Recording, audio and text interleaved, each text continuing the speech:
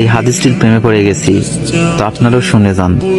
আপনি যখন নিজের ঘরে নীরবে কান্না করবেন, আল্লাহ তখন ফেরেশতাদের উদ্দেশ্য করে বলেন, কোন জিনিস আমার এই বান্দার চোখে পানি আনলো? ফেরেশতাগণ বলেন, আপনার বান্দা সুখে নেই, আপনার বান্দা অনেকদিন হাসেনি। এই বলে ফেরেশতাগণ কান্না করতে থাকেন এবং আল্লাহকে বলেন, হে আমার রব, আপনি তো জানেন আপনার এই বান্দার হৃদয়ে কি রয়েছে, অতএব আপনি তার জন্য সবকিছু সহজ করে দিন।